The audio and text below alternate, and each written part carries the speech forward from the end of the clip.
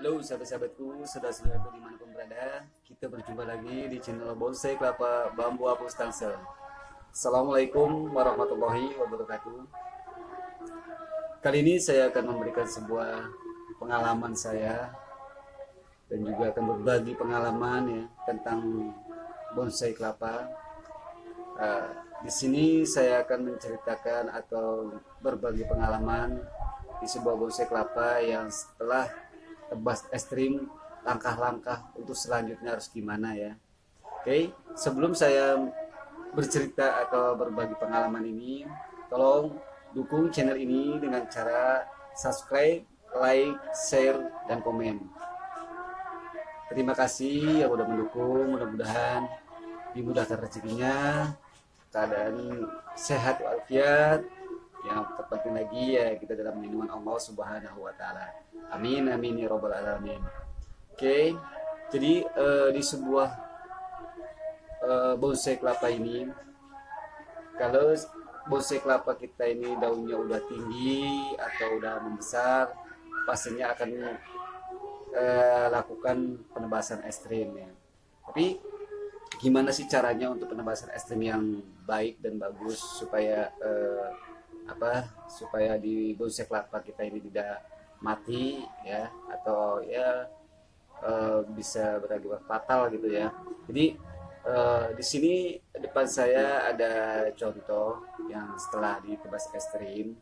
Contoh bonsai kelapa ini saya udah tebas 1 hari yang lalu ya.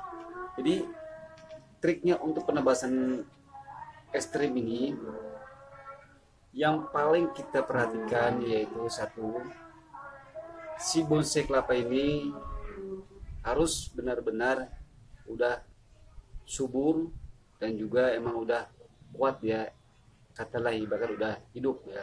Jangan sekali-kali setelah ganti media, bonsai kita ini ganti media terus kita langsung tebas ekstrim, itu bersiko ya karena udah pergantian media ini dia udah stres, ditambah lagi kita melakukan tebas ekstrim, itu sangat fatal ya, itu dia akan mati ya.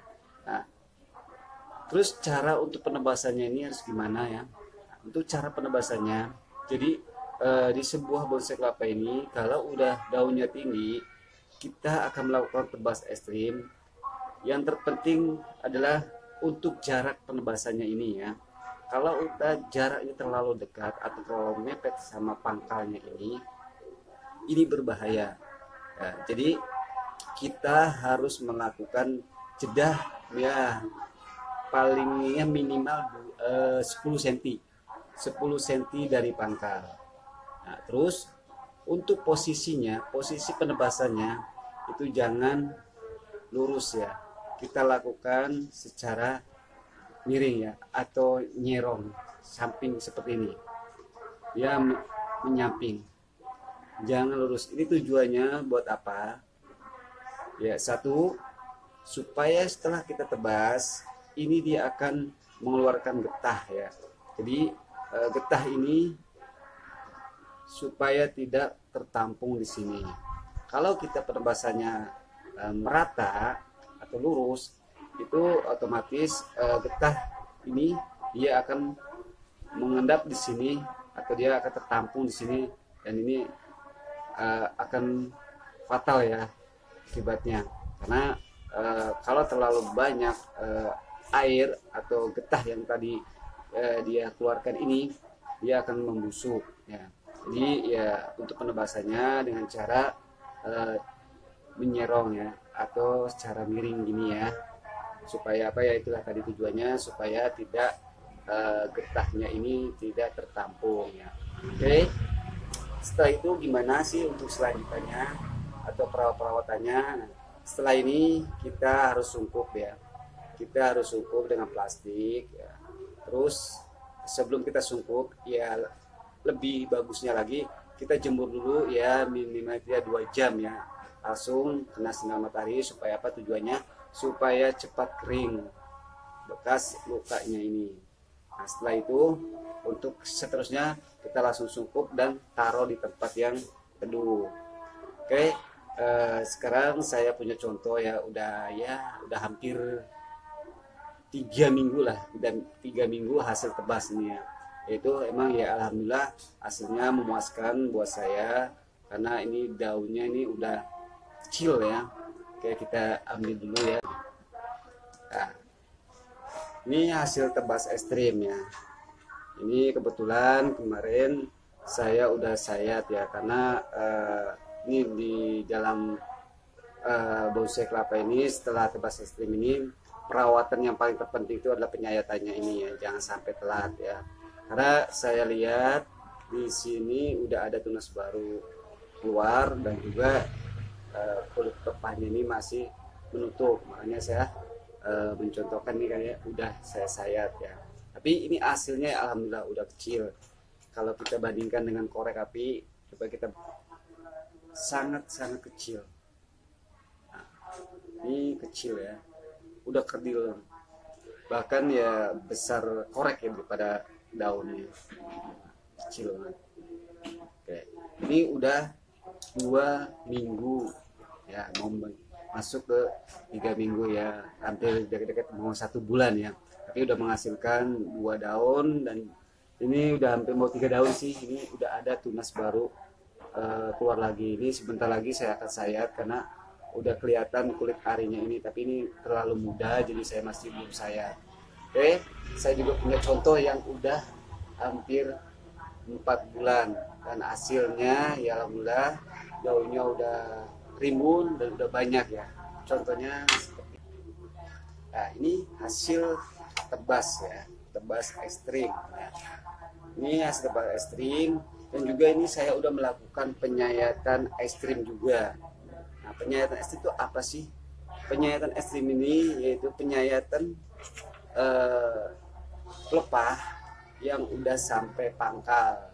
Ini fungsinya untuk apa? Untuk memekarkan daun, supaya daun ini kalau kita banyak, dia bisa merenggang pelepahnya juga, dengan otomatis dia merenggang sendiri ya, karena kita penyayatannya udah sampai tandas ke pangkalnya ini ya. Oke, kalau enggak ini kita buktikan di sini. Ini saya udah melakukan penyayatan ekstrim. Jadi penyayatan pangkal nih, penyayatan dari atas sampai sini, saya sampai ke pangkal ini, atau ya dikatakanlah bonggolan ya, sampai sini. Makanya dia hasilnya dia memekar ya. Ini jaraknya udah hampir 1 jari nih, udah hampir 1 jari. Tapi untuk masalah daunnya, tetap aja dia masih kecil dan juga masih kerdil ya. Ini lebih besaran korek ya daripada daunnya ya. Jadi setelahnya kita udah kuat menutupi masalah pelepahnya ini, udah agak tua atau apa, kita boleh melakukan penyayatan ekstrim, supaya ya menghasilkannya, kalau kita merasa bahwa bonsai kelapa saya ini mau mempertahankan daunnya supaya banyak atau rimbun. Triknya, caranya ya ini, kita harus melakukan penyayatan ekstrim ya. Penyayatan ekstrim karena untuk apa? Untuk permudah penyayatan berikutnya. Kalau kita tidak melakukan penyayatan ekstrim atau penyayatan pelepah, kalau ini daun udah banyak, jumlahnya udah banyak, itu akan susah untuk penyayatan selanjutnya ya, karena dia terlalu mepet dan juga jaraknya terlalu dekat-dekat pelepahnya ini. Tapi kalau kita dari dasar udah ada penyayatan ekstrim seperti ini mudah-mudahan untuk selanjutnya penyayatannya pun akan mudah ya. Oke, jadi untuk di sebuah bonsai kelapa yang supaya menghasilkan daun kerdil itu, kita boleh melakukan penebasan ekstrim, silakan aja, tapi dengan penanganan yang harus benar, jangan sampai salah langkah, bahkan ya kita bisa mengakibatkan jadi fatal hasilnya ntar ya, kalau tidak benar penanganannya. Oke, video kali ini saya sampai di sini, dan mudah-mudahan ini bisa menyemangatkan untuk para pemula yang baru bergabung mau membuat bonsai kelapa, supaya jadi semangat lagi dan juga lebih kreatif lagi ya dalam berkreasi di sebuah bonsai kelapanya, karena saya ini cuma berbagi pengalaman saya selama membonsai kelapa ini. Saya lakukan hal-hal semacam kayak tebas ekstrim atau penyayapan ekstrim. Ini saya pun banyak ya senior yang di sana itu udah memberikan ilmu-ilmu yang bagus buat saya. Jadi saya mudah-mudahan dengan konten ini untuk para pemula bisa lebih semangat lagi ya untuk membuat bonsai kelapanya. Oke, saya akhiri video ini. Sebelum saya akhiri, kita salam kopi dulu ya. Salam kopi tanpa gula dari sebuah kelapa menjadi saudara. Assalamualaikum warahmatullahi wabarakatuh.